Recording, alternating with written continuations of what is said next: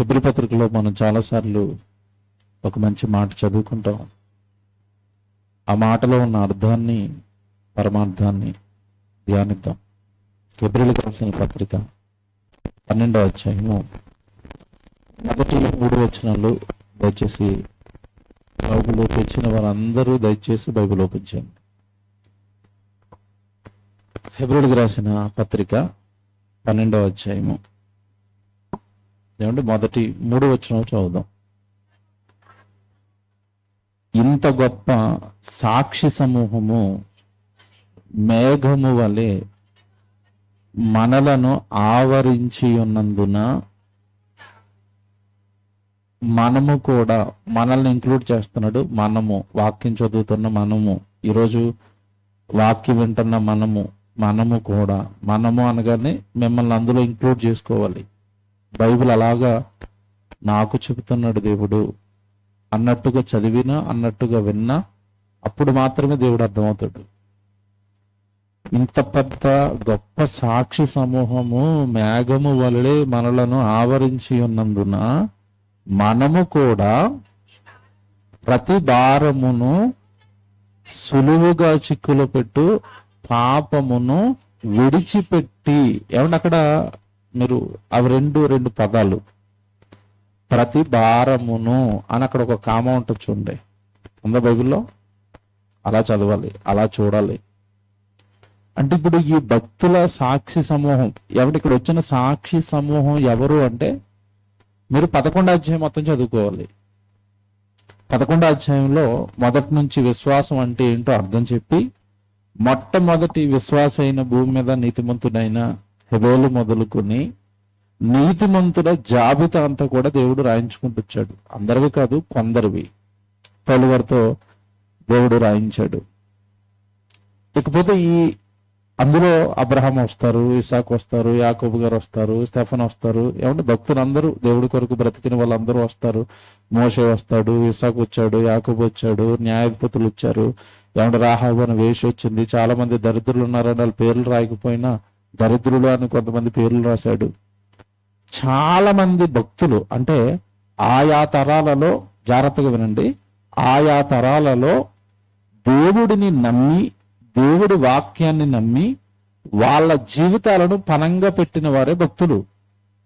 వాళ్ళ జాబితా అంతా రాసుకుంటూ వచ్చాడు. వీరి గురించి 40 వచనాలు రాశాడండి. ఆ 11వ అధ్యాయంలో మీరు చదువుకుంటే 40 వచనాలు ఉంటాయి. ఉన్నాయా? ఈ 40 వచనాలు కూడా ఒకప్పుడు దేవుడు భూమి మీద చెప్పిన మాటలను మనసారా హృదయపూర్వకంగా నమ్మి ఆ వాక్యం కొరకు వాళ్ళ జీవితాలను అర్పించిన వారు, ఆ వాక్యం కొరకు వారి బ్రతుకులను దేవుడికి ఇచ్చిన వారు, దేవుడు బ్రతకమన్నట్టుగా బ్రతికిన వారు, దేవుడి ఇష్టాన్ని నెరవేర్చిన వారు, దేవుడి ఆలోచనలు నెరవేర్చిన వారు. ఇది మీకు 11వ అధ్యాయంలో ఉన్న 40 వచనాలలో దేవుడు మనకి చెప్పే సంగతి. Very good. ఇప్పుడు మీరు జాగ్రత్తగా వినాలే. ఈ 40 వచనాలలో భక్తులందరి గురించి మాట్లాడిన దేవుడు 40 వచనాలు అయిపోయిన తర్వాత వాళ్ళందరి గురించి, వాళ్ళ జీవితాల గురించి, వాళ్ళు చేసిన త్యాగాల గురించి మనకి చెప్పిన తర్వాత ఈ అధ్యాయం అయిపోయింది. 12వ అధ్యాయానికి వెళ్ళాడు.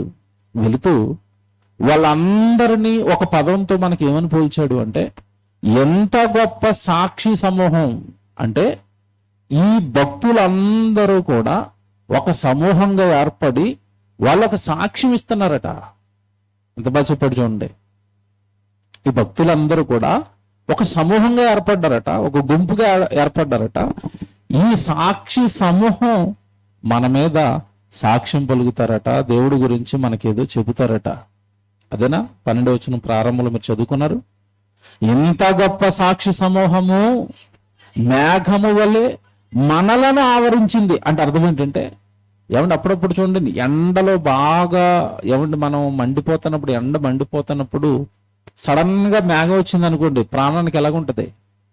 హాయి, తెలియని ఆనందం. లేదా బాగా ఎండలో మాడిపోతున్నప్పుడు సడన్ గా చెట్టు నీడ దొరికింది అనుకోండి, ఎలాగుంటది? అమ్మయ్య, ప్రాణం సేద తీరింది కదా. వీళ్ళట, మీరు జాగ్రత్తగా వినండి, నిజంగా భలే మాటలండి అవి, భలే పదాలండి అవి. వీళ్ళందరూ కూడా భూమి మీద దేవుడి కొరకు బ్రతుకుతున్న మనకట మేఘాలలా ఆవరించారట. అంటే అర్థం ఏంటంటే వీళ్ళందరూ కూడా మన ప్రాణాలను సేద తీరుస్తున్నారు, మనకి హాయినిస్తున్నారు, మనకి ఏదో చెప్పటానికి వచ్చారు, ఒక్కసారి మా బ్రతుకులను చూడండి అని వాళ్ళ జీవితాలను మన కళ్ళ ముందు అలా మేఘంలో పెట్టి మనకి భక్తిని నేర్పిస్తారు. నిజంగా వినండి, ఈరోజు మీరు మంచి ప్రసంగం వింటున్నారు, నిజంగా మంచి ప్రసంగం, అదిరిపోతుంది, మీరు జాగ్రత్తగా వినాలి.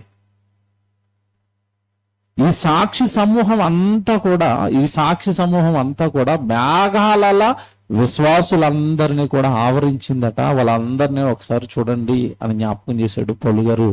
ఇంతకీ వీళ్ళందరూ మనల్ని ఆవరించింది ఎందుకు అంటే, ఈ భక్తుల జీవితాలన్నీ కూడా ఆవరించింది ఎందుకు మన మీద అంటే, ఎంత మంచి మాట చెప్పాడు అంటే, మనము కూడా ప్రతి భారమును సులువుగా చిక్కులు పెట్టు పాపమును విడిచిపెట్టి, అంటే ఈ భక్తులందరూ కూడా వచ్చి మనకి నేర్పిస్తున్నది ఏంటంటే, ఎందుకయ్యా మోయిరాని భారాలు మీరు మోస్తున్నారు భూమి మీద, అక్కరకు రాని భారాలు ఎందుకయ్యా ఎత్తుకున్నారు, మోయరాని భారాలు భుజాలపైన మోసుకుని పరలోకంలో నిన్ను కన్న తండ్రికి, నిన్ను పుట్టించిన దేవుడికి మీరు ఎందుకు అన్యాయం చేస్తున్నారు, అక్కరకు రాని భారాలు ఎందుకు ఎత్తుకున్నారు? ఒకసారి మమ్మల్ని చూడండి, మా జీవితాలను చూడండి, లోక సంబంధమైన భారాలు ఏవైనా మా భుజాల పైన మేము మోసేమేమో చెప్పండి.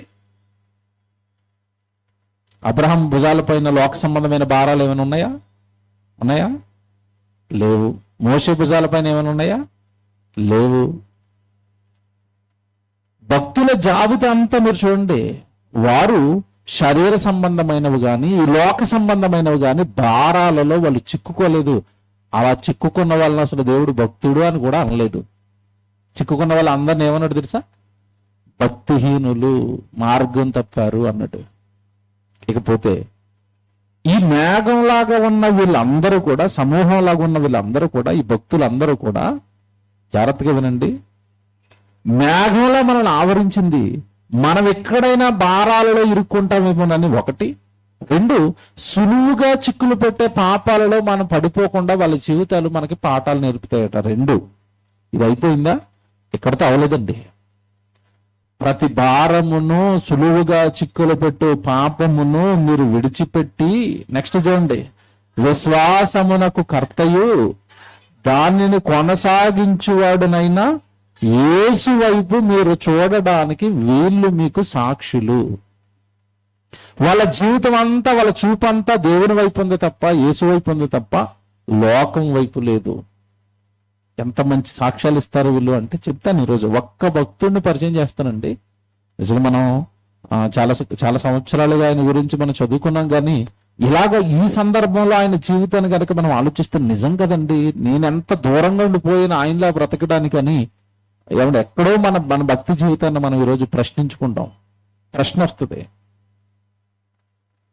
వీళ్ళందరూ కూడా యేసు వైపే చూశారట. విశ్వాసమునకు కర్తయు దానిని కొనసాగించువాడనైనా యేసు వైపు చూచుచు మన ఎదుట వంచబడిన పందెములో ఓపికతో పరిగెడదాం. అంటే వీళ్ళు ఎందుకు ఉపయోగపడతారు నీకు అంటే, నువ్వు యేసు వైపు చూడడానికి ఉపయోగపడతారు. పరలోకం అనే పరుగు ఈ రోజు భూమి మీద నీకు ఉంది. ఎందుకంటే దేవుడు భూమి మీద మనుషులను పుట్టించినప్పుడు మనం చాలాసార్లు చదువుకుంటా కీర్తనల గ్రంథంలో, నరులారా తిరిగి రండి అని మనం సెలవిచ్చాడు. అంటే మనం అందరము కూడా ఏ లోకం నుండి అయితే ఈ లోకానికి వచ్చామో తిరిగి ఆ లోకానికి వెళ్ళిపోవలసిన వారం మనమంతా. ఇప్పుడు మీరు అందరూ చర్చకు వచ్చారు, ఆరాధన అయిపోగానే ఎక్కడో అక్కడికి వెళ్ళిపోతారు, ఇంటికి వెళ్ళిపోతారు. ఇంటి నుంచి వచ్చారు, పని అయిపోయింది, ఇంటికి వెళ్ళిపోతారు. మనకి నివాస స్థలం ఏదని చెప్పింది బైబిల్?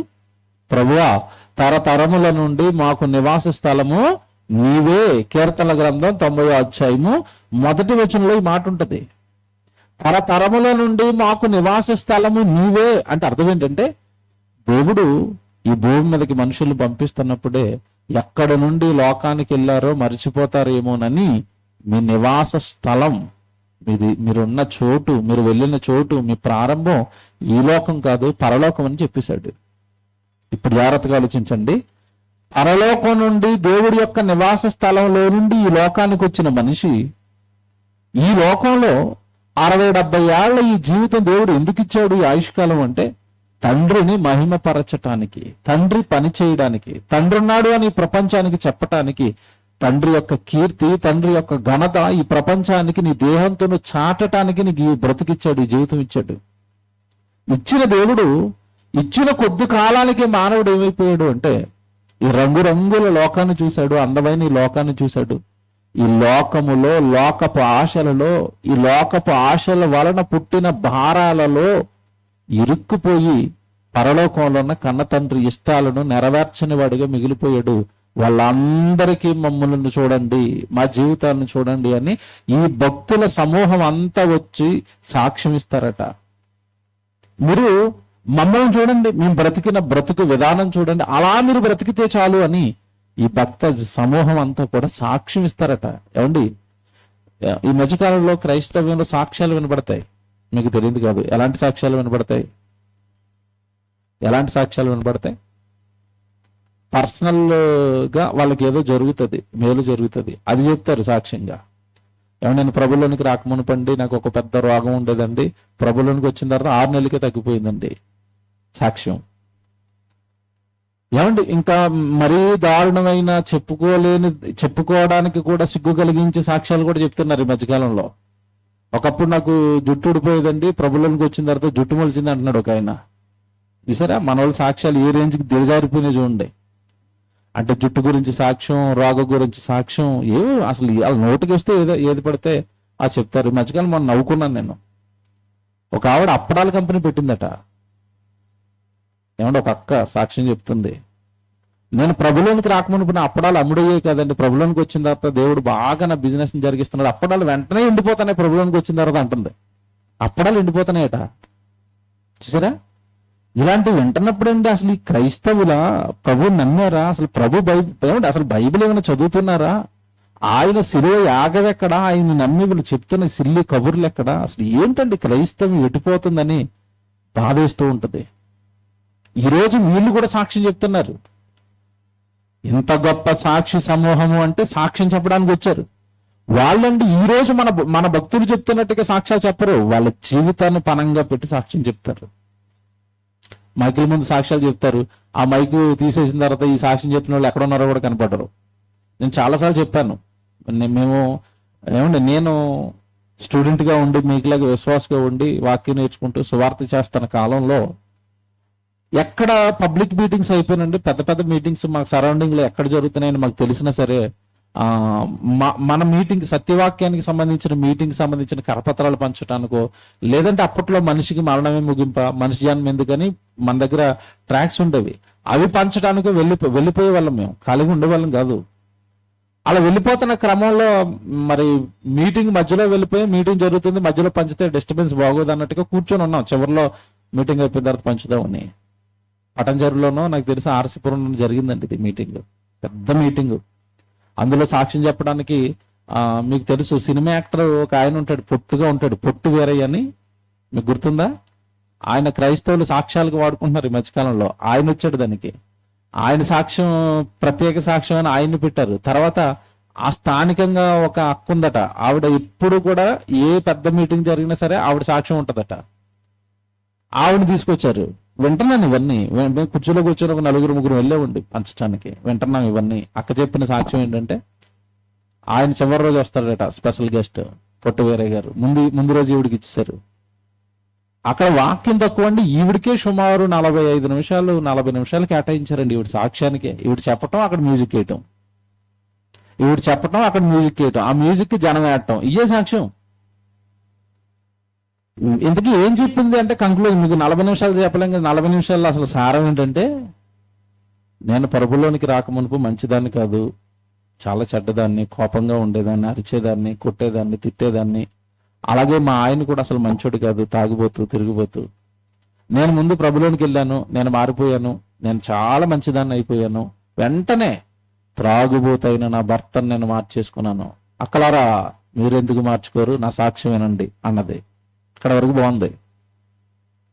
త్రాగుబోతుని మార్చేశాను అది ఇదని చాలా గొప్పగా చెప్పింది. అసలు ఆవిడ గురించి చాలా గొప్పగా చెప్పుకుంది, ఇది ప్రభు అంటే, ఇది విశ్వాసం అంటే అన్నది అంతా అయిపోయింది. ఏమండి, స్టేజ్కి దిగిపోయింది, కింద కూర్చుంది ప్రజల్లో ఒకరిగా. విచిత్రం ఏంటంటే వేరే అయ్యగారు వచ్చారు వాకింగ్ చెప్పడానికి. ఆయన వాక్యం వినడానికి ఇప్పుడు కూర్చోవట్లేదు, ఆయనకి వాక్యం ఇవ్వగానే ఇప్పుడు లేచి వెళ్ళిపోతుంది. మేము కరపత్రాలు పంచడానికి వెళ్ళాం కదా, ఆల్రెడీ చూసాం ఈవిడ దగ్గరికి వెళ్ళి, ఏమంటే కరపత్రాలు ఇస్తే అక్క వందనాలు అంటే వందనాలు కరపత్రాలు ఇచ్చాం, అలాగే సువార్తకి మేము కరపత్రాలు పంచుతాం అక్క అంటే మంచి తమ్ముడు అన్నది. నేను భలే చెప్పారక్క, సాక్ష్యం బాగున్నారా, మీ కుటుంబం బాగుందా అంటే ఏం బాగుండి ఆయన మళ్ళీ మొదలెట్టాడు అన్నది నాతోనే పబ్లిక్ గా. మరి మీ భర్తను అంత కష్టపడి మార్చుకున్నానని సాక్ష్యం చెప్పారు కదా, ఇప్పుడు ఆయన ఏం చేస్తున్నాడు, బాగున్నాడా? నా ఉత్సాహం ఏంటంటే ఈవిడే వేదికలెక్కి సాక్ష్యాలు చెప్తుందంటే మార్చుకున్న భర్త ఏమైనా ప్రసంగికుడు అయిపోయాడేమో, సంఘం పెట్టేసాడేమో, ఈ ఆలోచనతో అడిగాను నేను. ఎలాగన్నాడు మీ ఆయన గారు ఇప్పుడు అంటే ఏముందనైనా మళ్ళీ మొదలెట్టాడు. మరి సాక్ష్యం ఎందుకు చెప్తున్నావు? ఎవడొకడు బలపడతారు కదా నాయన. చూసారా, అంటే తాగుబోతుల సాక్ష్యాలు, ఆరోగ్యానికి సంబంధించిన సాక్ష్యాలు చెప్తే మనుషులు బాగుపడతారని అనుకుంటున్నారు. ఎవడు అప్పటికి అది ఎంటర్టైన్మెంట్ లో తీసుకుంటారు తప్ప మనిషి మాటకు మారడు. ఖచ్చితంగా చెప్తున్నాను నేను. అలా అయితే దేవుడు మాట్లాడవలసిన అవసరత లేదు.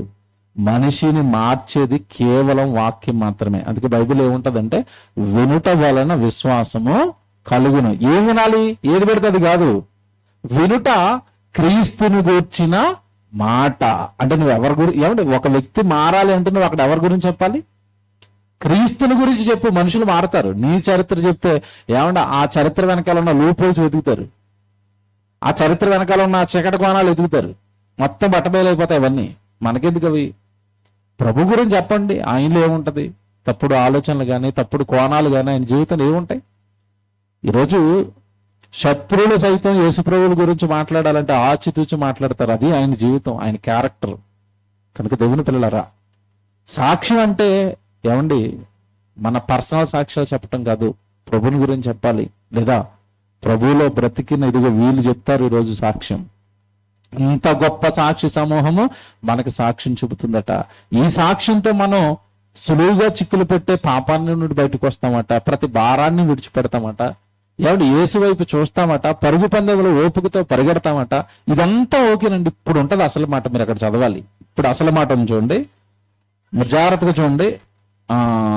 2వ వచనంలో 2వ భాగం చదువుతున్నారు. 2వ వచనంలో 2వ భాగం చదువుతున్నారు. బైబిల్ చూసుకోండి.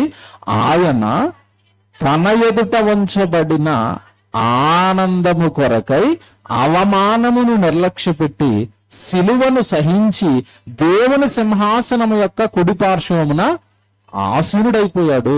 ఆయన అనగానే యేసుప్రభు అండి. జాగ్రత్తగా వినండి. ఇక్కడ మీకు అందవలసింది, అర్థం చేసుకోవాల్సింది ఒకటి ఉంది. యేసుక్రీస్తుల వారి ఈ భూమి మీద బ్రతికినంత కాలం కూడా నుండి ఆయన ఎదుట ఉంచబడిన ఆనందం కొరకు పనిచేశాడు. ఏంటి ఆనందం అంటే మరణం తర్వాత దేవుడు ఇవ్వబోయే మహాలోకం, సింహాసనం. అది యేసుక్రీస్తుల వారి ఆనందం, నిత్యజీవం, పరలోకం. ఆ ఆనందం కొరకు భూమి మీద ఉన్న సిలువను సహించాడట, అవమానాన్ని నిర్లక్ష్య పెట్టాడట. ఏమిటి లోకంలో ఆయనకు జరిగినవేవి ఆయన పట్టించుకోలేదండి. పరుగు పందెం, పరలోకం, నిత్యజీవం, తండ్రిని చేరాలి, ఈ మార్గంలో ఆయన వెళ్ళిపోయాడు. అలా వెళ్ళిపోయిన ప్రభు కూడా మీకు ఒక సాక్ష్యం చెప్తాడు. లోకంలో మీరు పని చేస్తున్నప్పుడు దేవుడి కొరకు మీరు బ్రతుకుతున్నప్పుడు, దేవుడి మందిరానికి మీరు వెళుతున్నప్పుడు, దేవుడి సేవలో మీ జీవితం ఉంటున్నప్పుడు మీకు కొన్ని అవమానాలు ఎదురవుతాయి. ఆ అవమానాలను మనం ఏం చేయాలట? నిర్లక్ష్య పెట్టండి, పట్టించుకోకండి. యేసుప్రభు ఏమంటే దెయ్యాలను వెళ్ళగొడుతుంటే ఇతను బయల్జెబూలుకు అధిపతి, దెయ్యాలకు అధిపతి కనుక దెయ్యాలను వెళ్ళగొడుతున్నాడు అన్నాడు. అయ్యో, ఇంత మాట అన్నాడండి. రేపు నుంచి దెయ్యాలను వెళ్ళగొట్టినా లోపల కూర్చున్నాడా? దెయ్యాలను వెళ్ళగొడుతున్నందుకు, దెయ్యాలకు అధిపతి అని వేసిన అన్నందుకు, ఆ నిందేసినందుకు, అమ్మో ఇంత నిందేస్తున్నారు కదా, ఈ పని చేయడానికి దెయ్యాలను వెళ్ళగొట్టడం, ఇంకో పని చేసుకుంటానని ఆ పనిని విడిచిపెట్టాడా? నో. మనుషులు చేస్తున్న అవమానాలకు, జాగ్రత్తగా వినండి, మనుషులు చేస్తున్న అవమానాలకు ఆయన దేవుడు తన చేతికి అప్పగించబడిన పనిని పక్కన పెట్టలేదు. ఇది నువ్వు నేర్చుకోవాలి, ఇది మనం సహించుకోవాలి, ఇది మనకు అర్థం చేసుకోవాలి. అవమానాలను నిర్లక్ష్య పెట్టాడట, సిలువను సహించాడట. ఇదంతా ఎందుకు అంటే ఎదుట వంచబడిన ఆనందము కొరకు, నిత్యజీవం కొరకు, పరలోకం కొరకు సహించాడు గనక. జాగ్రత్తగా వినండి, సిలువ యాగాన్ని సహించాడు, ముళ్ళ కిరీటాన్ని సహించాడు, బల్లెపు పోటును సహించాడు, అనరాని మాటలు సొంత ఇంటి వాళ్ళే అంటన్నా భరించాడు, అన్ని సహించాడు, అన్ని భరించాడు. తద్వారా యేసు ప్రభుకి దక్కింది ఏంటంటే ఆయన దేవుని కుడి పార్శ్వమున ఈరోజు ఆసీనుడైపోయాడు, పరలోకానికి వెళ్ళాడు. అందుకే మనుషులు చేస్తున్న అవమానాలు కానీ, మనుషులు వేస్తున్న నిందలు కానీ, మనుషులు మాట్లాడుతున్న మాటలు కానీ నిర్లక్ష్య పెట్టండి, విడిచిపెట్టండి. అప్పుడు ఎదుగుతుంది భక్తి జీవితం. ఎవరేదన్నా పట్టించుకుని కృంగిపోయి నలిగిపోతున్నాం అనుకోండి, ఇంక బైబిల్ ఏం చదువుకుంటారు, ఇంక దేవుడికి ప్రార్థన ఏం చేస్తారు, ఇంక సువార్తకి ఏం వెళ్తారు, ఇంక అంత బుర్రంతా దాని చుట్టూ తిరుగుతుంది. ఎంత నెగిటివిటీని ఎంత లైట్ తీసుకుంటే అంత హ్యాపీగా ఉంటామండి. మీరు లోకంలో ఎవరైనా ఎక్కువ సంవత్సరాలు బ్రతికిన వాళ్ళని ఇంటర్వ్యూ చేస్తూ ఉంటారు. మీ ఆరోగ్య రహస్యం ఏంటండి, ఎందుకంటే ఇలాగ ఆరోగ్యంగా ఉన్నారు, ఎంతకాలం ఎలా బ్రతికారంటే వాళ్ళు ఏం చెప్తారో తెలుసా? వాళ్ళు చెప్పే సీక్రెట్ ఒకటే, నేను ఎవడేమన్నా పట్టించుకోరండి, అందుకే హ్యాపీగా ఉన్నానండి అంటారు వాళ్ళు. నా మనసుకి చింత లేదండి, చీకు లేదండి, నా గురించి ఎవడేమనుకున్నాడండి, ఎవరి గురించి నేను ఆలోచించనండి, నేను ఉన్న దాంట్లో నేను నీతిగా ఉంటాను, న్యాయంగా ఉంటాను, నాకు ఉన్నది తిన్నాను, నేను ఎవరి గురించి పట్టించుకోను, అందుకే హ్యాపీగా ఉన్నాను, నేను ఎప్పుడు సంతోషంగా ఉంటాను, నవ్వుతూ ఉంటాను, కనుక నాకు ఆరోగ్యం బాగుంది, నేను ఎక్కువ సంవత్సరాలు బ్రతికాను అంటాడు. అది నిజమే, బైబిల్ కూడా చెప్పింది అది. బైబిల్ కూడా నీ మనసు సంతోషంగా ఉంటే నువ్వు ఆరోగ్యంగా ఉంటావని చెప్పింది. మనసులో ఎప్పుడైతే చీకులు, చింతలు, లేని భారాలు ఎక్కువగా పెట్టుకున్నామో తద్వారా ఆరోగ్యం కూడా క్షీణించిపోతుంది.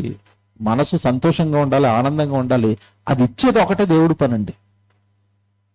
ఒక్క దేవుడు పని మాత్రమే ఆనందాన్ని ఇస్తుంది, సంతోషాన్ని ఇస్తుంది. మీరు లోకంలో మిగతా ఏవైనా చూడండి, అవేవో అల్ప సంతోషంగా ఏదో ఉంటాయి, వెంటనే ఆ సంతోషం పోతుంది, మళ్ళీ ఏదో బాధ జ్ఞాపకం వస్తుంది. దేవుడి పని అలాంటిది కదండి. దేవుడు పని చేస్తున్నప్పుడు కానీ, ఒక మీటింగ్లు పెట్టినప్పుడు కానీ, నిజంగా నేను ప్రకాశానికి వెళ్ళానండి మీటింగ్స్కి. ఒక్కరోజు మీటింగ్ అనుకుని వెళ్ళాం, డేట్ ఇచ్చింది ఒక్కరోజే. ఆ తర్వాత ఆ మీటింగ్ లో వాక్యం విన్నారు, మళ్ళీ పక్క రోజు అన్నయ్య పెట్టేస్తాం, మళ్ళీ పక్క రోజు కొంచెం ఎలాగో వచ్చారు కదా, మళ్ళీ డేట్ ఇచ్చాను. అది అయిపోగానే మళ్ళా డేట్ అడిగి మళ్ళీ ఇచ్చాను. విచిత్రం ఏంటంటే భయంకరమైన వర్షాల కాలంలో 3 రోజులు సభలు జరిగాయండి పబ్లిక్ గానే. అసలు చుక్క వర్షం లేదు, చాలా మంది జనం వచ్చారు, బాగా వాక్యం విన్నారు. ఆ కన్వీనర్స్ లో కళ్ళల్లో చూసిన ఆనందం అంటే ఎంత ఆనందం అంటే అంత ఆనందం. భలే జరిగిందన్న మీటింగ్, చాలా మంచి మాటలు విన్నారు, వాక్యం విన్నారు, చాలా మంది వచ్చారు, మాకు చాలా సంతోషంగా ఉంది. చూసారా, దేవుడు పని వాళ్ళకి ఆనందాన్ని ఇచ్చింది, సంతోషాన్ని ఇచ్చింది. అలాగే ఆ పని ద్వారా వచ్చే ఎవరి జీతం, పరలోకం, అది సంతోషాన్ని ఇస్తుంది తప్ప లోక సంబంధమైనవి ఏవి కూడా చీకులు, చింతలు, మనల్ని బాధ పెట్టేవి, మనల్ని కృంగజేసేవి తప్ప నయా పైసా ఉపయోగం ఆత్మీయ జీవితానికి వాటితో ఉండదు.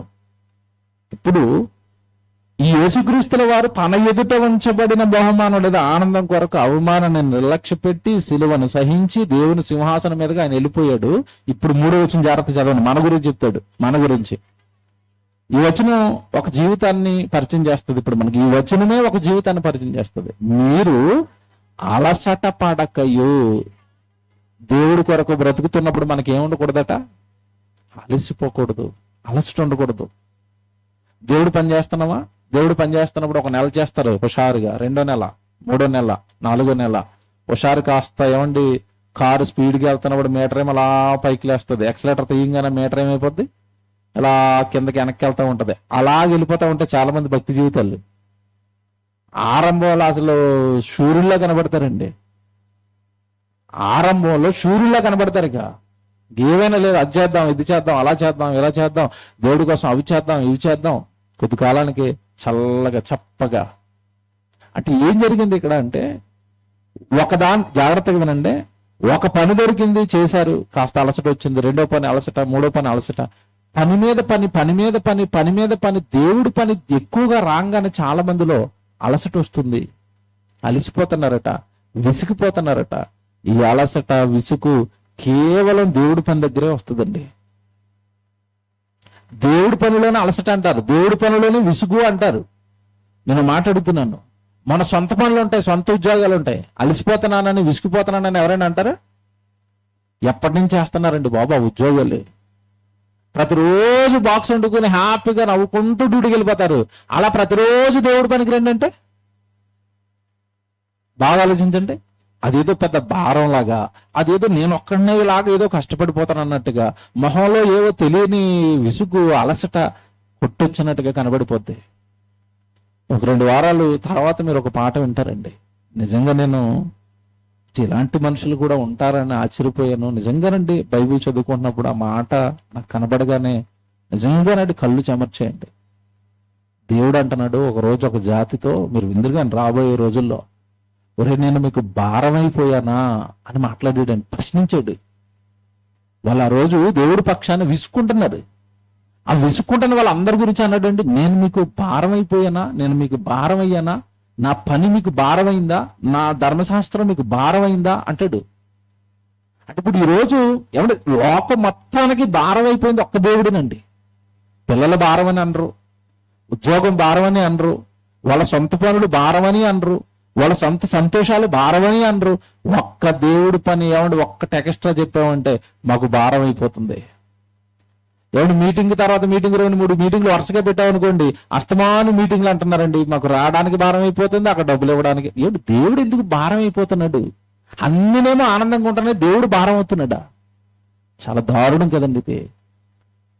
మీరు దేవుడి పనిలో మీరు అలసిపోకూడదు. ఎందుకు అలసట వస్తుంది? 3వ వచనం చదువుదాం. మీరు అలసట పడకయు మీ ప్రాణములను వెసకకయు ఉండునట్లు పాపాత్ములు తమకు వ్యతిరేకంగా చేసిన తిరస్కారం అంతయు ఓర్చుకున్న ఆయనను ఒక్కసారి యేసుప్రభువుని తలంచుకోనండి. ఎక్కడ అలసిపోయాడండి, ఎక్కడ విసిగిపోయాడండి. పాపాత్ములు ఆయన మీదకి ఎంత దారుణంగా లేచారండి. ఆయన జీవితంలో లేని అలసట మీకెందుకు? ఆయన జీవితంలో లేని ఆ భారం అనే పదం మీ జీవితంలోనికి మీకు దేవుడి పక్షాన్ని ఎందుకు వస్తుంది? నిజంగా జీవితం ఇప్పుడు మీరు సాక్షి సమూహం మన జీవితాన్ని బాగు చేయడానికి సాక్ష్యాలు చెప్తారన్నారు కదా. ఒక సాక్షిని పట్టుకొస్తానండి, ఒక్క ఆయన్ని పట్టుకొస్తాను ఈరోజు. ఆయనే పాత నిబంధన కాలంలో నిజంగా తరం మొత్తంలో వెతికితే నీతిమంతుడిగా కనబడిన నోవహు. నోవహు గురించి మీరు ఏమండి నిజంగా ఆయన జీవితం మనకిస్తున్న సాక్ష్యం ఏంటి అని మీరు ఆలోచిస్తే, ఆయన జీవితం మనకేం చెప్తుందండి? ఆయన జీవితం మనకేంటండి ఇస్తున్న సాక్ష్యము అంటే, నిజంగా నోవహు జీవితం ఇస్తున్న సాక్ష్యం ఇలాంటి సాక్ష్యం కాదండి. దేవుడు నోవహు కాలానికి వెళ్ళిపోతాం, కొద్దిసేపు జాగ్రత్తగా ఆలోచించండి. దేవుడు నోవహు కాలానికి వచ్చేసరికి తరం మొత్తం పాడైంది. అసలు నీతిమంతుడు అనేవాడు కనబడని రోజులవి. నీతిమంతుడు ఏమంటే దేవుడిని నమ్మేవాడు, దేవుడు మార్గంలో నడిచేవాడు, ఏమంటే ఆమడ దూరంలో కనబడని రోజులవి. ఆ రోజుల్లో నోవహు గారికి దేవుడు వచ్చాడు, హెచ్చరించాడు, నోవహు ఈ తరంలో నీ ఒక్కడిగా నా ఎదుట నీతిమంతుడిగా కనబడుతున్నావు. ఈ తరాన్ని నేను వీళ్ళ పాపాలని సహించలేకపోతున్నాను, భరించలేకపోతున్నాను. ఇక నేను జల సమాధి చేయాలనుకుంటున్నాను. సో నీ నీతిని బట్టి, నీ యథార్థతను బట్టి, నువ్వు నన్ను నమ్ముతున్న నా నమ్మకాన్ని బట్టి నిన్ను, నీ కుటుంబాన్ని కాపాడాలనుకుంటున్నాను. ఓకే ఓకే ప్రభువా అన్నాడు. ఇది ఇక్కడండి దేవుడు ఎప్పుడు కూడా ఒక వ్యక్తి జీవితంలోనికి దేవుడు ఎంటర్ అయిన తర్వాత అండి బాగా మీ జీవితాలను మీరు పరీక్షించుకోండి. మీ జీవితాలను మీరు దేవుని ఎదుట పెట్టుకోండి. దేవుడు మీ జీవితంలోనికి ప్రవేశించిన తర్వాత, చక్కగా మీరు వాక్యం వింటున్న తర్వాత, దేవుడి మాటలకు మీరు లోబడుతున్న తర్వాత, దేవుడు ఒకటే ఆశ పెట్టుకుంటాడండి మన మీద. దేవుడు ఒకటే కలకంటాడు, నా దగ్గరికి చక్కగా వస్తున్నాడు, నా వాక్యం వింటున్నాడు కదా, నా కోసం ఏదైనా పని చేస్తాడేమోనని తనకు నమ్మకంగా ఉంటున్న పిల్లలకండి పని చెప్పాలనుకుంటాడండి దేవుడు. ప్రారంభం నుంచి దేవుడు ఆలోచనలు అవే. పని చెబుతాడు, తన పని ఇస్తాడు, తన పనిని జరిగిస్తే చూడాలని కోరుకుంటాడు. అది కన్న తండ్రి మనసు అండి. ప్రారంభం నుంచి నోవహుని కూడా పిలిచాడు. పిలిచిన తర్వాత నోవహు నేను జల సమాధి చేయాలనుకున్నానంటే, అలాగే ప్రభు అన్నాడు. అయితే నువ్వు పని చేయాలి నాయన. ఏం పని చేయాలి? మిమ్ములను, మీ కుటుంబాన్ని, అలాగే మీరు వాక్యం చెప్పిన తర్వాత ఎవడైనా మారితే వాళ్ళని రక్షించడానికి నువ్వేం చేయాలి? ఇప్పుడు వాడ కట్టాలి. ఏం కట్టాలి చెప్పండి అందరూ? ఏం కట్టాలి? వాడ కట్టాలి. వాడను కట్టడం మీరు ఎవరైనా చూసారండి? ప్రాక్టికల్గా చూసారు ఎవరైనా? చూసిన వాళ్ళు చేయలేపండి. కాకినాడ వెళ్ళాలి మీరు, రైట్? తమ్ముడు చూసారేట. కాకినాడ పోర్ట్ ఏరియాకి వెళ్తే, కాకినాడ పోర్ట్ ఏరియా కానీ, పోర్ట్ ఏరియా ఎక్కడున్నా అంటే నాకు దగ్గరలో నేను చూశాను, కాకినాడలో చూశాను కనుక చెప్తున్నాను. పోర్ట్ ఏరియాలోనండి వాడల నిర్మాణం, ఆ పోర్టుకి లోపలండి వాడలు నిర్మించే ఏమంటే ఒక కర్మాగారం ఉంటుంది, వాడలను కడుతూ ఉంటారు. ఇప్పుడంటే టెక్నాలజీ అందుబాటులో ఉంది, ప్రతిదానికి మిషన్లు వచ్చాయి. ఏ చెక్క కట్ చేయాలన్నా మిషన్ మీద కట్ చేసేస్తారు, ఏ షేప్ తీయాలన్నా మిషన్ మీద షేప్ వచ్చేస్తుంది. ఇప్పుడు వాడనేసరికి ఇలాగ ఉండదు. వాడ ఎలాగ ఉంటుంది చెప్పండి? వాడ షేప్ ఎలాగ ఉంటుంది చెప్పండి? ఇవి ఇలాగ ఉంటుందండి. ఇలాగ ఉంటేనే కదా తేలుతుంది అది. ఇలాంటి షేపు మిషన్లు లేని కాలంలో అంత పెద్ద వాడక షేపు తేవాలంటే నోవహు ఎంత కష్టపడి ఉంటాడు. ఇది ఒక్కటే ఆలోచించండి. మిషన్ లేవు కదా ఈ రోజులాగా. అలాగని ఆ వాడ ఏమైనా చిన్న ఇంత వాడ కట్టిన ఆయన నలుగురికి సరిపోవడం, పక్క పక్కన కూర్చోవడానికి 4 సీట్లు ఉండి చిన్న వాడ కట్టన్నాడా? వాడ ఎంత పెద్ద వాడది.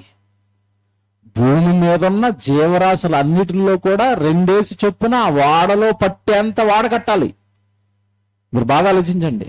అంత పెద్ద వాడను కట్టడానికి ఎంత కష్టపడి ఉంటాడో, ఆ మెటీరియల్ తేడానికి కానీ, దాన్ని కొయ్యడానికి కానీ, దాన్ని అతకడానికి కానీ, ఏమంటే నిజంగా అతను ఎంత కష్టపడి ఉంటాడు ఒక్కడు.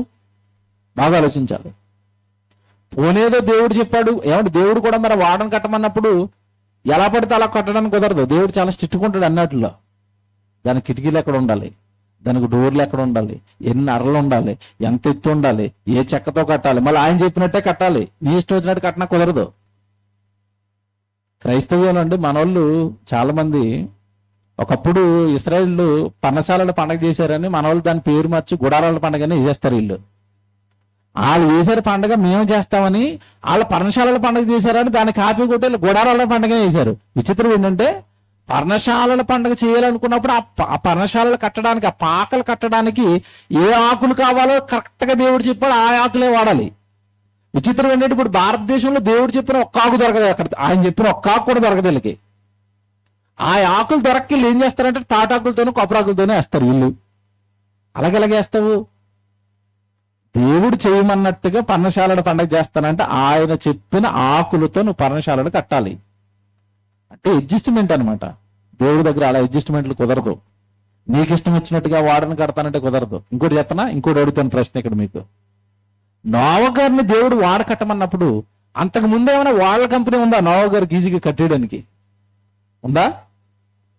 పోనీ నోవహు గారికి దగ్గరలో సముద్రం కానీ నీటి జాడ కానీ ఉందా? పోనీ ఎవరినో దగ్గరికి వెళ్ళి పాతవాడు అటుకొచ్చి ఏమైనా సెట్టింగ్ చేయడానికి సెకండ్ హ్యాండ్ పోట్లేసి ఏమైనా సెట్టింగ్ చేయడానికి పక్కన ఏమన్నా సముద్రం ఉందా? ఏమీ లేదండి. అంటే ఒట్టి పొడి నేల మీద ఇంటి ముందు వాడ కట్టడం రాని ఒక వ్యక్తికి సైజులు చెప్పి, కర్ర చెప్పి, ఇన్ని అడుగులు, ఇన్ని మూరలు, ఇన్ని అరలు, ఇన్ని జంతువులు పట్టేటట్టు ఒక పెద్ద వాడ కట్టు అంటే, నేను ఇది మీకు ఎందుకు చెప్తానో తెలుసా? ఒకసారి మీరు ప్రాక్టికల్ గా ఆలోచించి నోవహు గారి ప్లేస్ లో మీరుంటే మీరు కడతారా? బాగా ఆలోచించండి. పోనీ ఇది మీకు అర్థం అవదు. ఇప్పుడు మనకు ప్రస్తుతం మనం వాడుతున్న వాహనాలు ఉన్నాయి కదా, ఆటో కానీ, కారు కానీ, బైక్ కానీ. దేవుడు వచ్చి మీ ఇంటి ముందుకి, నాయన నువ్వేం చేస్తావో నాకు తెలియదు, మొత్తం లోకాన్ని నాశనం చేసేస్తున్నాను, నీ కొరకు మాత్రమే నువ్వు స్పెషల్గా ఒక కారు తయారు చేసుకో అని చెప్పాడు అనుకోండి. వెంటనే మనం ఏం డైలాగ్ కొడతాం చెప్పండి? కారా? నడపటమే రాదు నాకు. అదేనా? కారు నడపటమే రాదు, డ్రైవింగే రాదు, నేను కారు తయారు చేయాలా? ఇదేంటి ప్రభా, దేవుడు అయినా నువ్వు ఇలాంటి మరీ ఇంత ఇలాంటివి చెప్పటమే నాకు. మన భక్తి ఇలాగ ఉంటది. లేదా ఆయన చెప్పింది ఊంకూడదాం, ఏదో మార్గం చూపిస్తాడులేండి, ఆయన వచ్చేదో ట్రైనింగ్ ఇచ్చి కట్టిస్తాడేమో, ఇలాంటి విశ్వాసాలు ఉండవు. మనకి వెంటనే కౌంటర్ వేసేలా. చాలా మందికి అంటే అసలు లోపల ఆగదండి. ఎవరైనా అనగానే వెంటనే అనేసి లేదోటి, వెంటనే రిప్లై ఇచ్చేలా, వెంటనే అంటనవాడు మొహం మార్చేలా. అసలు ఆగరు. ఆత్రం అనమాట, లోపల ఆత్రం ఆగదది అసలు. ఏం క్రైస్తవులో అర్థం అవుదండి, ఏం బైబిల్ నేర్చుకున్నారో అర్థం అవుదండి. ఎక్కడ దీర్ఘశాంతం, ఎక్కడ ప్రేమ, ఎక్కడ ఆలోచన, ఎక్కడ జ్ఞానం, ఇవేవి పనిచేయవు. వెంటనే నోవహు గారి దగ్గరకు వచ్చి వాడ కట్టిన ఆయన అంటే మనం ఉంటే నేనా వాడ అసలు చూసిందే లేదు ఇప్పుడు వచ్చి నేను అంటే మనమైతే.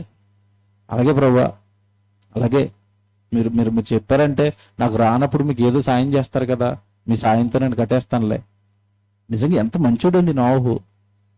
ఇదంతా మీరు విన్నదే, మీరు ఆలోచిస్తే ఇవన్నీ మీకు అర్థమవుతాయి. ఈరోజు నేను చెప్పే సంగతి ఏంటంటే, నోవహు గారిని దేవుడు పని చేయమన్న తర్వాత, వాడకట్టే పని చేయమన్న తర్వాత ఒక్కడు చేస్తున్నాడండి, మర్చిపోకూడదే. ఒక్కడు మిగతా జనం అందరూ గేలి చేస్తున్నారు, హేళన చేస్తున్నారు నోవహుని. ఎటు మండు టెండలు కాస్తుంటే ఇక్కడ 40 దినాలు 40 దినాలు వర్షం పడుతుందా?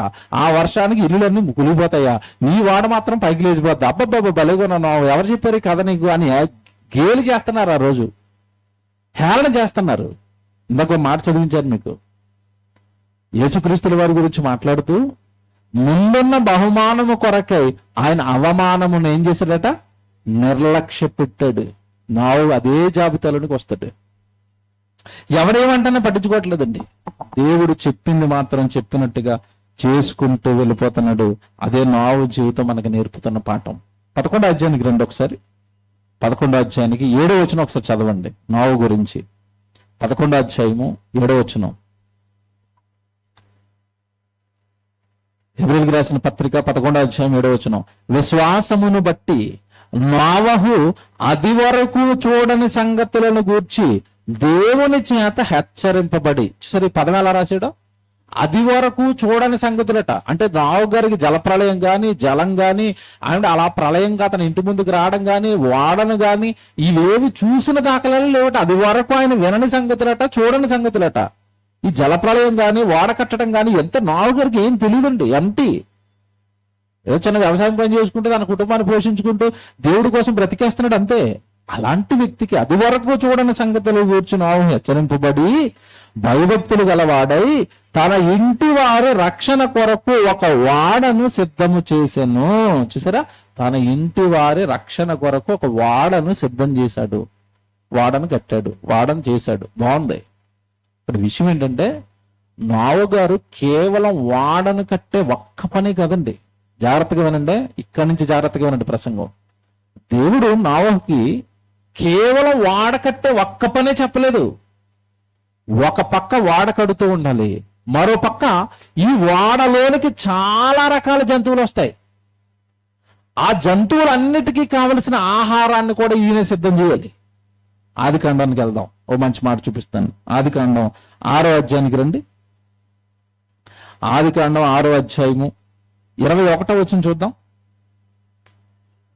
ఆదికాండము 6వ అధ్యాయము 21వ వచనంలో 20వ వచనంలో పైన చెప్తాడు, ప్రతి జాతులోను పక్షుల్లోను పురుగుల్లోను అన్నట్లో ప్రతి జాతులోను వాటి ప్రకారం అన్ని కూడా నీ దగ్గరికి వచ్చేస్తాయి అని చెప్పాడు. 20వ వచనం చదువుతారు ఒకసారి.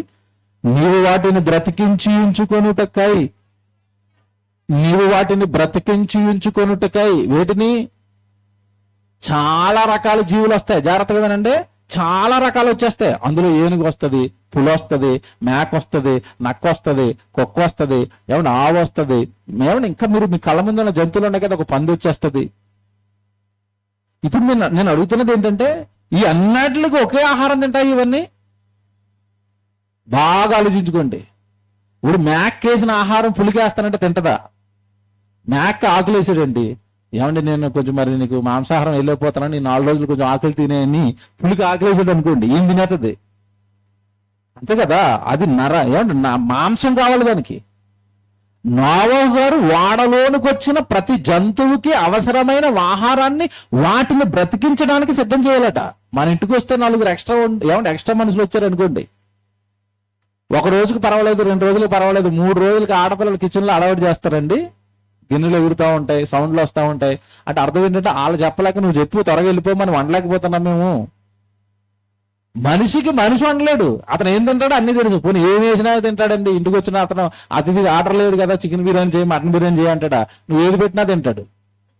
నువ్వు ఏది పెట్టినా తినే మనిషికే వండడానికి ఏమంటే ఈరోజు విసుగుగా ఉంటే మనుషులకి, నోవహు గారు వచ్చిన అన్నాటికి కూడానట ఆహారాన్ని సిద్ధం చేశాడు. ఇంకా చెప్పనండి, నేను గేదెలను పెంచుతున్న వాళ్ళకి మాత్రమే గేదెలు ఏ టైంకి ఏ ఫుడ్ తింటది, ఏ టైంకి నీళ్లు పెట్టాలని తెలుస్తుందండి. మేకలు మేపే వాళ్ళకి గేదెలు మేపటం రాదు, తెలుసు కదా మీకు. ఏ జంతువుని మేపే వాళ్ళకి ఆ జంతువు ఏం తింటదో ఎలా వెయ్యాలో వాళ్ళకే తెలుస్తుంది. ఇప్పుడు కోళ్లు పెంచుతున్నారు అనుకోండి, కోళ్లు పెంచుతున్న వారికి మేకల నుంచి పెంచమంటే వాళ్ళకేం తెలుస్తుంది? కుందేళ్ళు పెంచుతున్న వాళ్ళకి, కుందేళ్ళు పెంపకం పెంచుతున్న వాళ్ళకి పందుల నుంచి పెంచమంటే వాళ్ళకేం తెలుస్తుంది? మీకు అర్థమవుతుందా? ఈ పెంపకం పెద్ద తలపోటు అండి. జంతువుని పెంచడం పెద్ద తలపోటు. మీకు కావాలంటే మీరు ప్రాక్టికల్ గా మీకు తెలియాలంటే ఇంటికి ఒక కుక్కను తెచ్చి పెంచుకోండి, చొక్కలు చూపించేస్తుంది అది. ఒక కుక్కను పెంచలేమండి, పోను కుక్క వద్దు, మేకనట్టుకు వచ్చి పెంచుకోండి. ఒక్క మేకని మీరు పెంచండి, చాలా కష్టం అండి. ఇది జంతువులు నాకు ఇష్టమయ్యి వాటితో ఉంటాను కాబట్టి అర్థమవుతుంది. అసలు జంతువులను పెంచడం కష్టం అండి. అవి అవి అవి అలా ఏ టైంకి ఎలా రియాక్ట్ అవుతాయో తెలీదు, ఏ టైంని ఏది అడుగుతో తెలీదు. మా ఇంటి ముందు కుక్క ఉంటుందండి, అది అసలు దాని ఇష్టం, పడుకున్నంత సేపు అలా పడుకుంటది, అన్నం వేస్తే పడుకుంటే తింటది. దానికి ఏం అర్థమవుతుంది తెలుస్తుంది, సడన్ గా లేచిపోద్ది, ఇంటి ముందుకు వస్తుంది, మూలుగుతూ ఉంటది, నన్ను పిలుస్తూ ఉంటది. ఏం అడుగుతుందో అర్థం, నోరు లేదు కదా, మూలుగుతుంది అంతే. దగ్గరికి రాగానే ఇలా పైకి కాలు ఎత్తది, ఏమంటే చేతులతో ఇలా కొడుతుంది, కాలు నాగుతుంది, ఇలా చూస్తూ ఉంటది. ఏటిని బాధ ఏంటి బాబు, ఏం అర్థం అవుతుంది కదా మనకి. ఏటిని బాధ ఏంటంటే ఇలా చూస్తూ ఉంటది. ఏం తెలియదు, నీళ్ళు అడుగుతుందా లేదా బాత్రూమ్కి వెళ్ళడానికి అడుగుతుందా, ఇంకేం చేయాలో తెలియక దాన్ని ఇప్పేస్తే టక్కుమని బయటకు వెళ్ళిపోయి నీళ్ళు తాగటమో లేదంటే బాత్రూమ్కి వెళ్ళటమో లేదంటే పాస్ వేసుకోవటం అలా తిరుక్కుని మళ్ళీ వచ్చేస్తుంది. అంటే అది అడుగుతుంది, నాకు కొంచెం అవసరం ఉంది ఇప్పండి అని. నోరేది? ఇంట్లో కుక్క పిల్ల అండి, చిన్నప్పటి నుంచి పెంచేవాడి, అది అలా చూస్తూనే ఉంటుంది. నవంక అలాగా కళ్ళు ఆర్పదు, అలా చూస్తూ ఉంటుంది. ఏమడుగుతుందో తెలీదు. ఒక్కోసారి అన్నం వేసేస్తుంది, శుభ్రంగా అన్నం తినేస్తుంది. అన్నం తినేసిన తర్వాత బాత్రూమ్కి వెళ్తుంది, వస్తుంది, మళ్ళీ పడుకుంటుంది. మళ్ళీ పడుకోగానే పడుకోదు, డోర్ కొడతా ఉంటది, అడుగుతూ ఉంటది, కేకేస్తూ ఉంటది. నీ బాధ ఏంటి బాబు, అన్నం వేసాం కదా, బాత్రూమ్కి వెళ్ళాం కదా, ఏంటి నీ బాధ అంటే అలా చూస్తూ ఉంటది. మళ్ళీ ఇప్పాలి అంటే సెకండ్ టైం బాత్రూమ్కి వస్తుంది. మళ్ళీ ఒక్క తలపోటు కాదండి జంతువులతో, మీరు బాగా నేను అనుభవించాను కనుక ఇవన్నీ నాకు అర్థమవుతున్నాయి. ఒక్క తలపోటు కాదు వాటితో. నోవహు గారు ఒక్క జంతువు కాదు ఆయన దగ్గర ఉంటే ఎన్నున్నాయి. ఈ రోజు భూమి మీద మనుషులు ఏ జీవులనైతే చూస్తున్నారో అనుభవిస్తున్నారో అవన్నీ నోవహు గారు వాళ్ళలో ఉన్నాయి. ఆయన వాళ్ళలో లేకపోతే ఈ రోజు మన కళ్ళ ముందు ఆ జీవి ఉండదు, ఆ పక్షి ఉండదు. తెలుసా? అసలు ఆ జంతు సంపదను కానీ ఆ పక్షి సంపదను కానీ ట్రావెల్ చేసి ఈ తరానికి అందించిన మహనీయుడండి నిజంగా నోవహు గారు. ఈ రోజు జంతు ప్రేమికులు ఉన్నారు కదా, ఈ జంతు ప్రేమికులు అందరూ ఆయన మోకాల మీద ఆడాలి వెళ్ళి. ఈ జంతు ప్రేమికులు, పక్షి ప్రేమికులు, ఏమంటే కుక్క ప్రేమికులు, ఏమంటే ఒక్కొక్కరు ఒక్కొక్క జంతువుకి ప్రేమికులు కదా. ఈలో కుక్కల వెనకాల అమల గారు ఉంటారండి, నాగార్జున గారి భార్య. కుక్కను తిరిగి ఊరుకోదు ఆవిడ.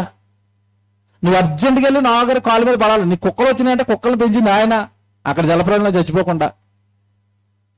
చాలా గొప్పగా పెంచాడండి, చాలా గొప్పగా పెంచాడు. ఇక్కడ మీరు 20 వచ్చి చదివితే ఎంత మంచి మాట ఉంటుందంటే 20, నీవు వాటిని బ్రతికించి ఉంచుకొనుటకై వాటి జాతుల ప్రకారము పక్షులలోను వాటి జాతుల ప్రకారము జంతువులలోను వాటి ప్రకారము నేలను ప్రాకు వాటన్నిటిలోనూ ప్రతి జాతిలో 2 చొప్పున నీ వద్దకు అవి వచ్చును. ఒకటి కాదట, మళ్ళీ వచ్చేది ఎన్నట. ఒక కుక్కను పెంచడమే కష్టం అంటే 2 కుక్కలు వస్తే, ఒక ఏనుగుకే మేత వేయడానికి ఏనుగు మేత ఎలా తింటుంది మీకు తెలియదు కదండి. బస్తాలు లేపేస్తుందండి గంటకి. అలాంటి 2 ఏనుగులు వస్తే, 2 పులులు వస్తే మీరు ఆలోచించండి. 2 వస్తాయట. నేలను పాకే పురుగులు వస్తాయట, ఆకాశంలో ఎగిరే పక్షులు వస్తాయట, జంతువులు వస్తాయట. అన్నిటికీ మెను నువ్వే రెడీ చేయాల. ఇది చాలా పెద్ద తలపోటు తెలుసండి. ఇంటికి అప్పుడప్పుడు పెళ్లిల్లోనూ ఫంక్షన్లోనూ చుట్టాలు వస్తారండి. చుట్టాలు వచ్చినప్పుడు కొంతమంది ఇంట్లోకి వచ్చేసి ఏముండారమ్మా అని అడుగుతారు. చికెన్ ఉండే మావయ్య, ఏమండి మరి మటన్ ఉండేమంటే నాకు షుగర్ అమ్మా, నేను తింటాం మానేసాను నాన్ వెజ్ అంటే అర్థం ఏంటంటే ఏదో పప్పు కూర ఉండని. అంతే కదండి. ఇతను కూడా అడుగుతారు, అతను కూడా వండాలి, అతను కూడా అడుగుతారు, అతను కూడా వండాలా. తలపోటు వచ్చేస్తా ఉంటది. మనుషులకు వండడానికి తలపోటు అయితే ఈ జీవుల గురించి ఏంటండి? 21 చూడండి, అలా కిందకి వెళ్ళేసరికి 21, మరియు తినుటకు నానా విధములైన ఆహార పదార్థములను కూర్చుకొని. చూసారా ఎలా చెప్తున్నాడు దేవుడు? నానా విధములైన ఆహారాలు, అన్ని ఒకే ఆహారం తినవు నాయన. పాముకి ఆహారం వేస్తానంటే మేక తినే ఆహారం పాము ఎక్కడ తింటది? ఏ పక్షి, ఏ పురుగు ఏ ఆహారం తింటదో వాటన్నిటిని నానా విధములైన ఆహారములను కూర్చుకొని నీ దగ్గర ఉంచుకొనము, అవి నీకును వాటికినే ఆహారం అగునని చెప్పాను. నోవహు అట్లు చేశాను. ఇదే అట్లు, చాలాసార్లు చెప్తా ఉంటాను నేను. అట్లుకి మూల పురుషుడు. అట్లు చేసినంటే జీవులకి అవసరమైన సమస్త ఆహారాన్ని ఆ రోజు ఆయన సమకూర్చాడు. ఏమంటే ఇదంతా బాగుంటుందండి, వినడానికి బాగుంది. కానీ ఇక్కడ విషయం ఏంటి తెలుసా? ఆ తరం మొత్తంలో నోవహు ఒక్కడే నీతిమంతుడు. అంటే ఈ పనులన్నీ దేవుడి మాటను శిరసా వహించి ఇతను ఒక్కడే చేస్తున్నాడండి. ఒక్కడే ఆహారం తెచ్చుకున్నాడు, ఒక్కడే వాడని కట్టడానికి కర్రలు తెచ్చుకున్నాడు, ఒక్కడే వాడని తెగేసుకున్నాడు. ఒక్కడు ఇన్ని పనులు చేయగలుగుతాడా? ఎక్కడితో అయిపోయింది అనుకున్నారేమో. ఇప్పుడుంది అసలుది. ఓ పక్క వాడ కట్టాలి, ఓ పక్క జీవులు తినే ఆహారం తేవాలి. ఈ 2 చేస్తే సరిపోదు, అసలు పని ఉంది. ఇప్పుడు నోవహు ఏం చేయాలి ప్రభువా? పేతురు గారు రాసిన మొదటి పత్రిక మీరు చూడండి, 2వ పత్రిక. పేతురు గారు రాసిన 2వ పత్రిక 2వ అధ్యాయం 5వ వచనం చూడండి. పేతురు గారు రాసిన 2వ పత్రిక 2వ అధ్యాయము 5వ వచనం. పేతురు గారు రాసిన 2వ పత్రిక 2వ అధ్యాయం 5వ వచనం. మరియు ఆయన పూర్వకాలమందున్న లోకమును విడిచిపెట్టక భక్తిహీనుల సమూహము మీదకి జలప్రళయమును రప్పించినప్పుడు నీతిని ప్రకటించిన నోవహును మరి 7 కాపాడెను. నీతిని ప్రకటించిన నోవహు. అంటే ఏం చేశాడు చెప్పండి? నీతి అనగానే వాక్యం. అంటే ఓ పక్క వాడు కడతాడా, ఓ పక్క ఆహారం అంతా జంతువులకు సమకూర్చుకుంటాడా, మరో పక్క ఏం చేస్తాడు? వాక్యం ప్రకటిస్తాడా? ఏంటండి ఇన్ని పనులు ఏంటండి? ఒక్కడికి ఇన్ని పనులేంటి? ఇప్పుడు చెప్తాను అసలుదే. బాగా మీరు ఆలోచించుకోండి. ఈ రోజు నేను చెప్పే ప్రసంగం, ఈ రోజు నేను చెప్తున్న లైన్ మీకు అర్థమైతే జీవితకాలం మీరు దేవుడిలో ఉంటారు, ఖచ్చితంగా పరలోకానికి వెళతారు. నోవహు పనిచేస్తున్న కాలంలో, జాగ్రత్తగా వినండి, నోవహు పనిచేస్తున్న కాలంలో ఆ పనికి అసలు సపోర్ట్ లేదు. ఇతనికి ఉందా? లేదు. ఒక్కడే చేయాలి పనులన్నీ. ఏ సపోర్టు లేదు, ఏ ఎంకరేజ్మెంట్ లేదు, ఎవరి నుండి ప్రశంస లేదు. పైగా ఏ ఎంకరేజ్మెంట్ లేదు, ఏ ప్రశంస లేదు. పైగా అందరూ అవమానిస్తారట, అందరూ గేలి చేస్తారట, అందరూ తిడతారట. ఏమంటే ఇలా ఒంటిగా అందరి వలన దూషించబడుతూ పని చేయగలుగుతామా? ఈరోజు మీరు నోవహు గారి స్థానంలో ఉంటే బాగా ఆలోచించండి. చుట్టుపక్కల ఉన్న ఏ కుటుంబం మిమ్మల్ని పట్టించుకోవట్లేదు, పైగా తిడుతున్నారు, పిచ్చి పెట్టింది అంటున్నారు, ఏదో హేళన చేస్తున్నారు, గేలు చేస్తున్నారు. అలాగని వాళ్ళ మాటలు పట్టించుకుంటూ కూర్చోవడానికి టైం లేదు. ఆహారం తేవాలి, ఓడను కట్టాలి, వాక్యం చెప్పాలి. ఏమంటే ఇలా తలమునకలైపోయిన నోవహు గారికి ఒక్కడుగా ఎక్కువ కాలం చేయగలుగుతాడండి ఇలాగా? మీకు ఇది అర్థమవుతుంది. ఒక ఉదాహరణ చెప్తాను.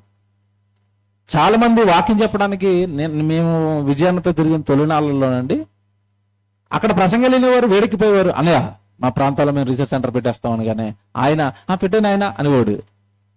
ఇంకా రీసెర్చ్ సెంటర్ పెట్టేస్తాం అనగానే ఇంకా రిబ్బన్ కటింగ్ అదిరిపోద్ది. భోజనాలు ఏమంటారు, ఆయనతో రిబ్బన్ కటింగ్ చేయించేవారు. మొత్తం మీద చుట్టాలని, బంధువులు అందరినీ బైబిల్ క్లాస్ పెట్టా, మా దగ్గర బైబిల్ నేర్పుతాం రండి అని పిలిచేసేవారు. అన్నయ్య మురిసిపోయాడు. తమ్ముడు, చాలాకి ఒక తమ్ముడు దొరికాడు తమ్ముడు ఈ ప్రాంతంలో, మనకి భలే చేస్తున్నాడు అనేవాడు. మొదటి క్లాస్కి అండి రిబ్బన్ కటింగ్, భోజనాలు, జనాన్ని చూసి అబ్బా భలే కూరడు తమ్ముడు అనేవాడు. రెండో వారం వచ్చేదండి, ఇంకేం ఉండదు, ఎక్కడ అంటించిన పూలన్నీ అక్కడ మాసిపోతాయి. ఈయన వెళ్ళే టైంకి తాళం తీస్తూ ఉంటారు, తుడిచి కూడా పెట్టరు. ఆయన వెళ్ళిన తర్వాత కుర్చీ తొట్టడం, ఆయన వెళ్ళిన తర్వాత సర్దటం ఇవన్నీ చేస్తూ ఉంటారు. ఈయనకి నెమ్మదిగా అర్థమైపోద్ది కదా. నేను ఎక్కువ తిరిగివాడినండి పక్కనే. ఇక్కడే మీరు హెచ్సి అని ఉంటుంది, మీకు తెలుసో లేదో, లింగంపల్లి రోడ్ నుంచి అలా స్ట్రైట్ గా వెళ్ళిపోతే గచ్చిబౌలి వెళ్ళడానికి ముందు హెచ్సి అని ఒక క్యాంపస్ వస్తుంది, యూనివర్సిటీ ఉంది ఒకటి. ఆ యూనివర్సిటీలో ఓపెన్ చేశారు ఒక క్లాసు, బైబిల్ క్లాస్. బుధవారం జరిగేదండి. అక్కడ బుధవారం జరిగేది, మా దగ్గర గురువారం జరిగేది. ఆయన బుధవారం క్లాస్కి వచ్చి తర్వాత గురువారం రోజు మా క్లాస్కి వచ్చేవాడు. హెచ్సిలో అంగరంగ వైభవంగా ఒక రూమ్ తీసేసుకున్నారు, హాస్టల్ రూమ్ లో. ఏమంటే క్లాస్ స్టార్ట్ అన్నారు, అంతే. ఈయన వెళ్ళిపోయాడు. నాకు తెలియదు తమ్ముడు అంటే నేనే ఈ లింగంపల్లిలో దిగితే నా బండి మీద ఎక్కించుకుని నేనే తీసుకెళ్లేవాడిని ఆయన క్లాస్కి, బుధవారం క్లాస్కి. ఓపెన్ చేశారండి. ఫస్ట్ రోజు భోజనాలు హడావిడి. రెండో వారానికి వచ్చేసరికి ఏమంటే ముందు రోజు 30-40 మంది ఉన్నారు, ఆ రెండో వారం వచ్చేసరికి 20 మంది అయ్యారు. మూడో వారం వచ్చేసరికి 10, 4వ వారం వచ్చేసరికి ఇతని ఫ్రెండ్స్ 9 కూర్చున్నారు. ఇంకా అలాగా నెమ్మదిగా బైబిల్ అంటే సరికి ఎవరికంటే ఇష్టం ఉంటుంది? బైబిల్ ఎవరు నేర్చుకుంటారు? ఏమండి, ఏదో డబ్బులు ఇస్తామంటే వస్తారు, లేదంటే ఏదో కంప్యూటర్ కోర్స్ నేర్పుతున్నామంటే వస్తారు, ఏదైనా ఉపయోగపడేది లోక సంబంధమైనది నేర్పుతున్నామంటే వస్తారు. కానీ బైబిల్ నేర్పుతామంటే ఎవరు వస్తారు? ఎవరు రారండి. అసలు బైబిల్ పైన ప్రజలకి ఈరోజు ఆసక్తే లేదు. ఆ రోజు అదే జరిగింది. అక్కడ జరిగేసరికి అండి చివరికి ఐదుగురే ఉన్నారు. అన్నయ్య అలాగే యథావిధిగా వెళ్తున్నాడు, పరిస్థితులు చూస్తున్నాడు, వెనకాల నేను వెళ్తున్నాను, క్లాస్ చెప్తాను, వచ్చేస్తాను. కొద్ది రోజుల కంటే ఆ కుర్రోళ్ళలో విసుగు వచ్చింది. ఏం విసుగు అంటే, ఎన్ని రోజులు పెట్టినా ఎవడో రావట్లేదు, 5 మంది ఏమంటున్నారు, 6 మంది ఏమంటున్నారు, పెద్దగా రావట్లేదు. ఓ రోజు ఫోన్ చేసి, అన్నయ్య నాకు ఆయనతో చెప్పడానికి భయం వేసి, అన్నయ్య మీరు కష్టపడి వస్తున్నారు అన్నయ్యని తీసుకుని, ఇక్కడ క్లాస్ ఏం పెద్దగా డెవలప్ అవ్వట్లేదు, 4-5 వస్తున్నారు, ఎంతకాలం చేస్తాం, మాకు కూడా విసుక్కుంది ఉంది, ఇక క్లాస్ ఆపేద్దాం అనుకుంటున్నాం అన్నారు. టక్కమని ఆపేశారండి. యూనివర్సిటీలో నిజంగా ఎలాంటి పిల్లలు అంటే వాళ్ళు మంచి కోర్సులు చేయడానికి వచ్చారండి. అతను అక్కడ నిలబడి అలా కష్టపడి పనిచేస్తే కొద్దిమందినైనా కాపాడగలిగే వాళ్ళం. ఆ రోజు 5 అయ్యారు. అలా నెమ్మదిగా ఓ సంవత్సర కాలమో 6 నెలలు నడిపిస్తే వచ్చేవారేమో. ఒక 10 వారాలకో 7-8 వారాలకో మనోడికి విసుకొచ్చింది, ఆపేసాడు. ఇది మీకు ఇప్పుడు ఎందుకు చెప్పానో తెలుసండి? ఇప్పుడు చెప్తాను, జాగ్రత్తగా వినండి. నోవహు గారు వాడ కడుతున్నారు, పక్క ప్రకటిస్తున్నారు, రండి జలప్రాణయం వస్తుందంటే ఒక్కడొచ్చాడండి, వాళ్ళకి రాలేదు. ఎంతకాలం ప్రకటించాడో తెలుసా మీకు? ఎంతకాలం? 100 years. సుమారుగా 100 సంవత్సరాలు ఓడలోనికి ఒక్కడెక్కకపోతున్న వాక్యం చెప్తున్నాడు అండి. ఎలాగుంది? ఎలా చెప్తున్నాడు సాక్ష్యం? అందుకే ఇందాక మీరు 3వ వచనంలో మాట చదువుకున్నారు, 12:3లో, మీరు అలసట చెందకయు విసకకయు. ఎందుకు అలసట? ఎందుకు విసుగు? ఎందుకు వచ్చేస్తుంది విసుగు? ఎందుకు వస్తుంది దేవుడి పనిలో? నావని చూడండి, ఒక్కడు రాడు వాళ్ళలోనికి. అలాగని ఒక్కడే పని చేసుకుంటాడు, వాడ కడుతున్నాడు, ఆహారం తెచ్చుకుంటున్నాడు, జీవులు బాగోగులు చూసుకుంటున్నాడు. ఏమన్నా నిజంగా నావు గారి గురించి మీరు ఆలోచిస్తే ఏంటండి ఆయన కష్టం ఏంటి, ఆయన పడిన సేవ ఏంటి, ఆయన చేసిన త్యాగం ఏంటి, దేవుడి పట్ల ఆయనకున్న భక్తి ఏంటి? ఇలా నావహు జీవితం మనకు ఒక సాక్ష్యం చెప్తుంది.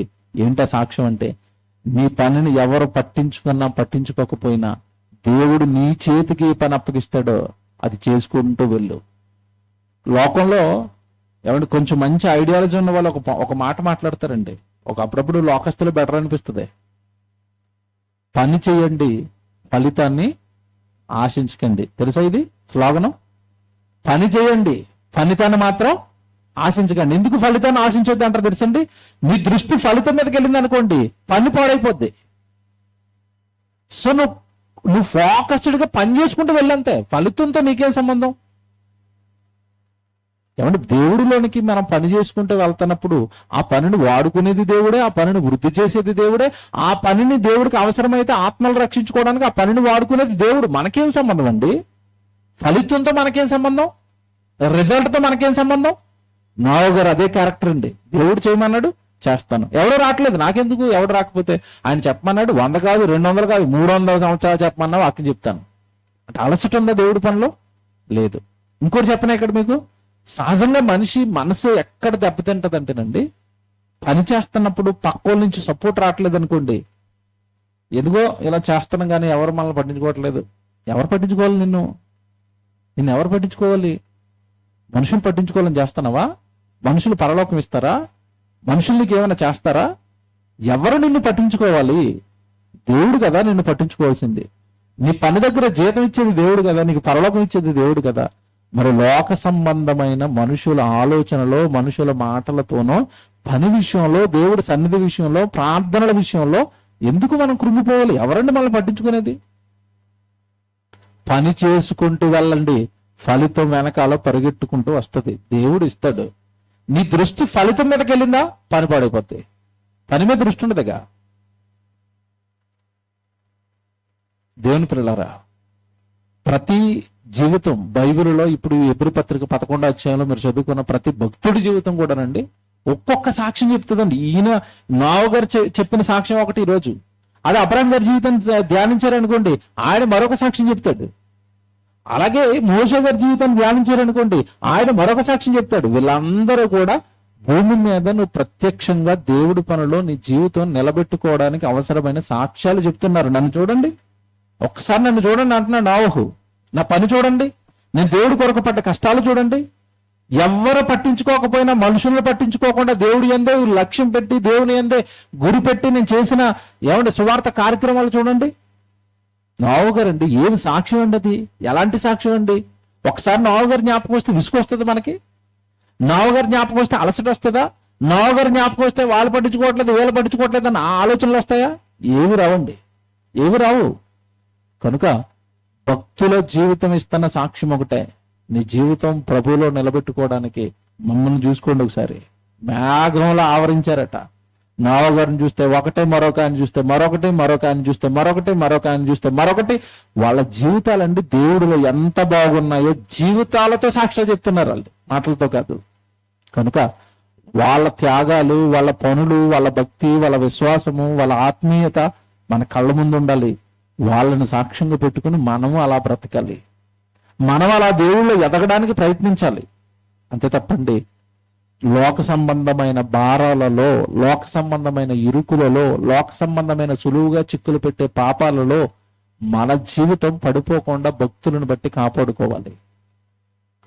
మీరు పదం ప్రయోగించాడు కదా పైన, ప్రతి భారమును సులువుగా చిక్కులు పెట్టు పాపమును.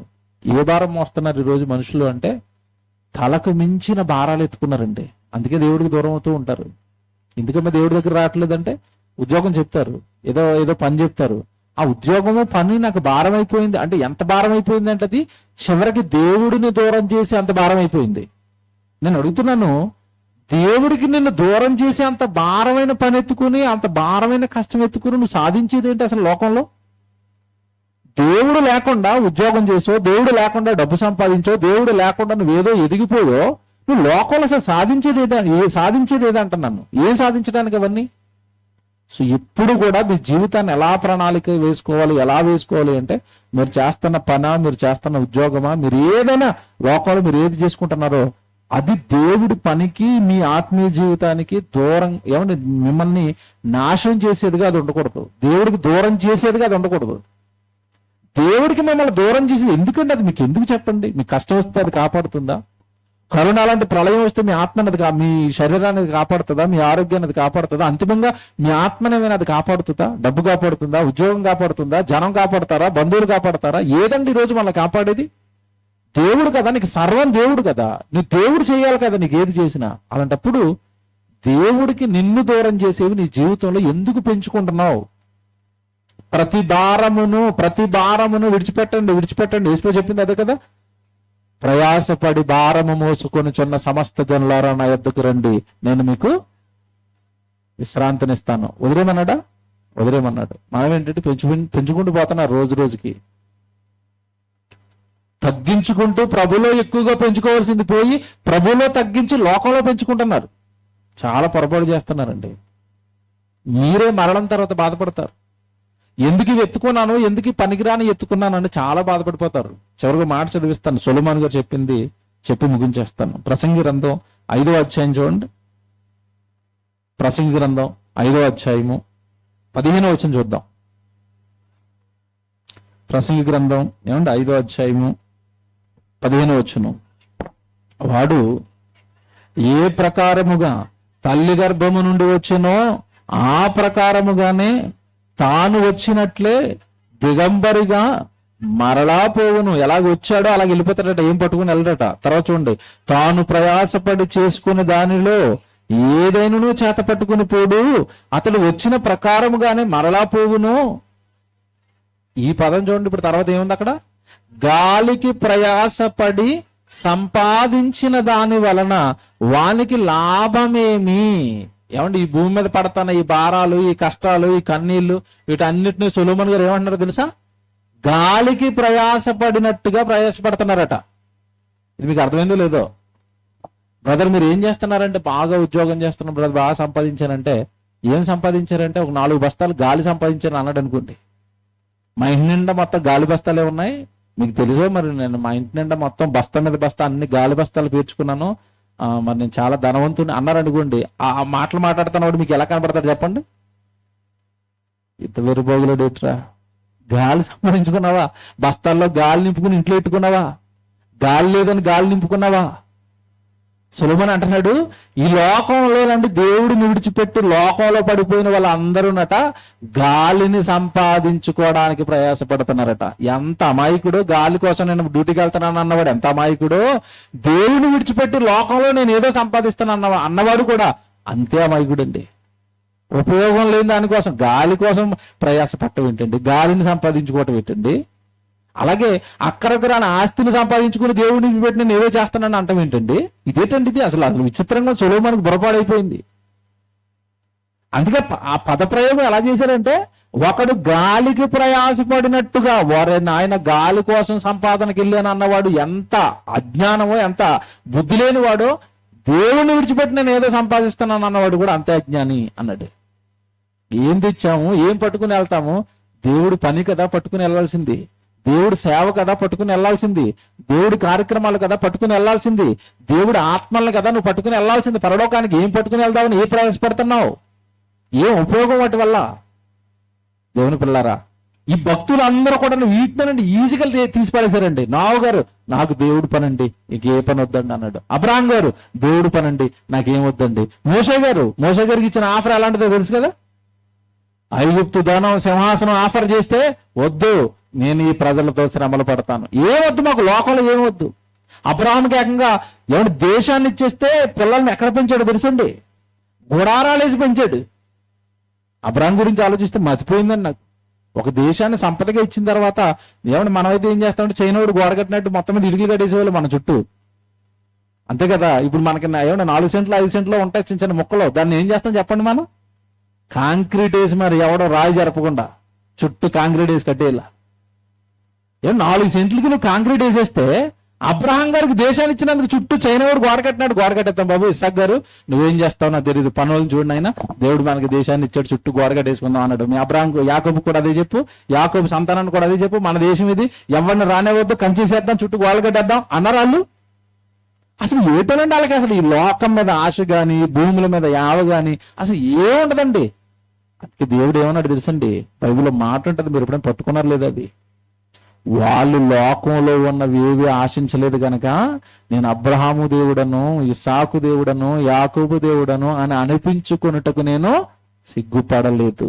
వాళ్ళ దేవుడిని అనిపించుకోవడానికి నేను గర్వంగా చెప్పుకున్నాను, నేను అబ్రహాం దేవుడినని యాకోబు దేవుడని ఇస్సాకు దేవుడని. ఈ రోజు మన దేవుడిని చెప్పుకోవాలంటే ఎవడు నిజంగా మనకున్న ఆశలను బట్టి చెప్పుకుంటాడా? మన పేర్లతో నేను వాళ్ళ దేవుడిని చెప్పుకుంటాడా? బాగా ఆలోచించండి, మంచి నిర్ణయాలు తీసుకోండి. మావగారిని ముందు పెట్టుకోనండి. ఒక సాక్ష్యం తెచ్చాను, వీలైతే భవిష్యత్తులో మరొక సాక్ష్యం తెస్తాను, మరొక ఆ జీవితాన్ని మీ ముందుకు తెస్తాను, వాళ్ళు పడిన కష్టాన్ని తెస్తాను. నిజంగా వాళ్ళ జీవితాలండి మనకి సాక్ష్యాలండి. దేవుడిలో నిలబడడానికి, దేవుడిలో మనం బ్రతకడానికి, ఈ లోకంలో ఎన్ని ఎదురవుతున్నా తట్టుకోవడానికి వాళ్ళ జీవితాలే మనకి సాక్ష్యాలు. మన ఆత్మీయ జీవితం బలంగా ఉండాలి అంటే ఒక్కసారి వాళ్ళ జీవితాన్ని ధ్యానించండి. ఏముందిలేండి వాళ్ళతో పోల్చుకుంటే నా కష్టాలు ఏంటి అంటారు, వాళ్ళతో పోల్చుకుంటే నేను చేస్తున్న పని ఎంత అండి చిన్న పని అంటారు. భక్తి పెరుగుతుంది వాళ్ళ జీవితాలు మన ముందుకు వస్తే. అందుకే పౌలు గారు అంటున్నారు, ఎంత గొప్ప సాక్షి సమూహం మన మీద మేఘముల ఏం చేసిందట, ఆవరించింది. చూడండి వాళ్ళని చూడండి ఒకసారి. మావగారిని చూసాం, వీలైనప్పుడు మరో భక్తుడిని చూద్దాం.